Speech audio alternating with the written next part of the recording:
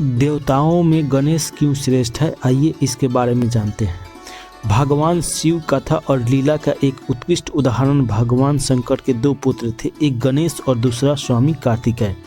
एक दिन दोनों के विवाह के लिए आपस में ही झगड़ा होने लगा। पहले मेरा विवाह किया जाए, दोनों को आपस में इस प्रकार लड़ते देख भगवान शंकर और जगदम्बा माँ भवानी ने कहा, तुम दोनों में से जो पहले इस पूरी पृथ्वी का चक्कर लगा के हमारे पास आएगा उसी का विवाह पहले किया जाएगा। माता पिता की बात सुनकर स्वामी कार्तिकेय तुरंत तैयार हो गए और पृथ्वी का चक्कर लगाने के लिए दौड़ पड़े। लेकिन समस्या तो गणेश जी के लिए था, एक तो उनका शरीर भारी और दूसरा मोटा भी, और उनका सवारी चूहा जो बहुत ही छोटा है।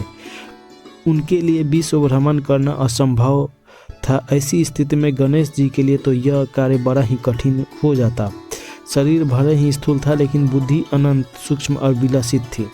श्री गणेश अविलंब पृथ्वी की परिक्रमा का एक सुगम और सुलभ रास्ता निकालना उन्होंने सोचा। इस जगत के मालिक तो मेरे माता पिता ही हैं, अगर मैं उनकी प्रतिरक्षा कर लेता हूँ तो पृथ्वी का प्रतिरक्षा भी कर लेता हूँ। अतः बिना विलंब किए ही उन्होंने बैठे अपने माता पिता का पूजन करने के लिए पश्चात उनका 7 बार फेरा लगाए और प्रणाम करके खड़े हो गए और उन्होंने कहा, लीजिए मैंने पूरा पृथ्वी का प्रदक्षिणा कर ली।